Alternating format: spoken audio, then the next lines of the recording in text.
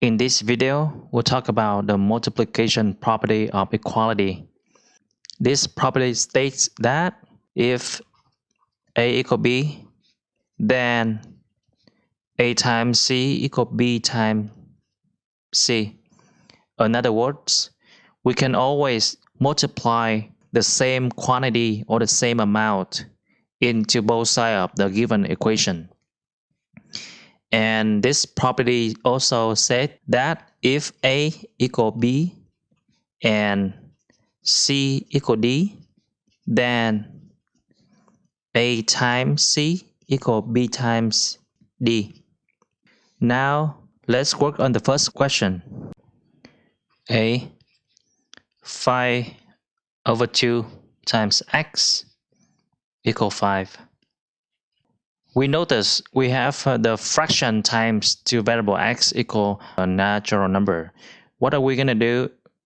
So we multiply both sides by 2 to get rid of the denominator here. See? 2 times 5/2 times x, right? Equal 5 times 2, right? We have 5x on the left hand side because 2 cancel with the 2 right here. And the right hand side you get 10. 5 times 2 is 10. Now we have 5x equal 10. We divided by both sides by 5 to get rid of the coefficient here. So 5x divided by 5 equal 10/5. Or x equal 2. 10 divided by 5, you get 2. So x equal 2 is the answer for question A. Let's take a look at question B. -2/3 times x equal -3/4. We need to notice the fraction times x, right? We need to isolate the x by multiply both sides by 3 first to get rid of the denominator here. So the left hand side we just write down and we multiply by 3. And the right hand side we just write it down and multiply by 3.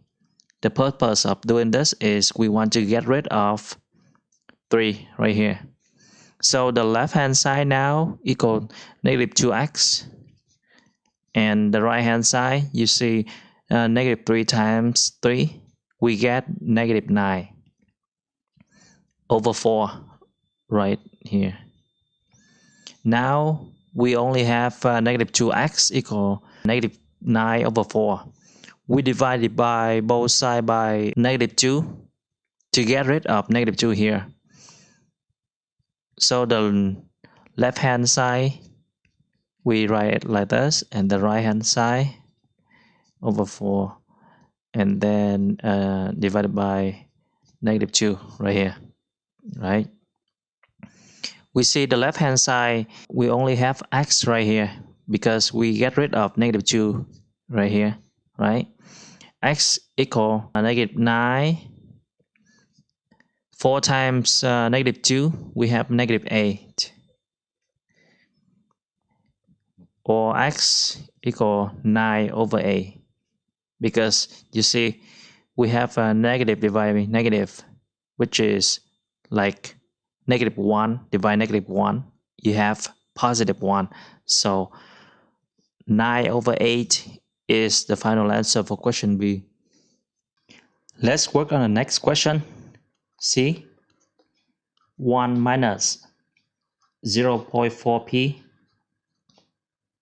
equal -3. We need to isolate the variable p by, subtract both sides by 1. You see, this one. In order to delete number 1 in the left hand side. You see 1 minus 1 is 0. And then we put minus 0.4p down. And then the right hand side, we get -4 minus 1 together, you get -5.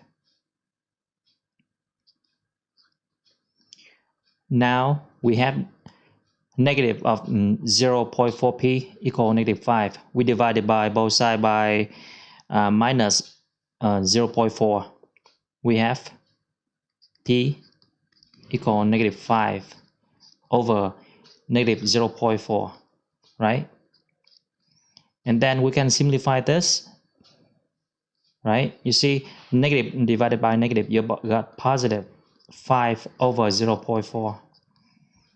5 over 0.4, you multiply the top and the bottom to 10, right? Equal 50 over 4. Or we can simplify this by, divided by the top and the bottom by 2. So you get P equal 25 over 2. And P equal 25 over 2 is the answer for question C. Let's take a look at question D. We have 4x plus 3 plus 2x equals 6x minus 2. The first step, we need to simplify the equation. You see the left hand side, we have the like terms 4x and 2x. So we can simplify this by add them together. 4x plus 2x, you get 6x. Plus 3, you put it down. Then the right hand side, you just rewrite it. 2x minus 2, right? Now, subtract both sides by 6x.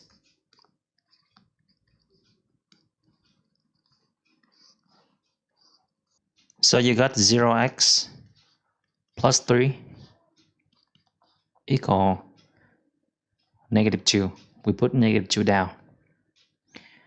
Now we subtract both sides by 3, right? So we got 0 times x.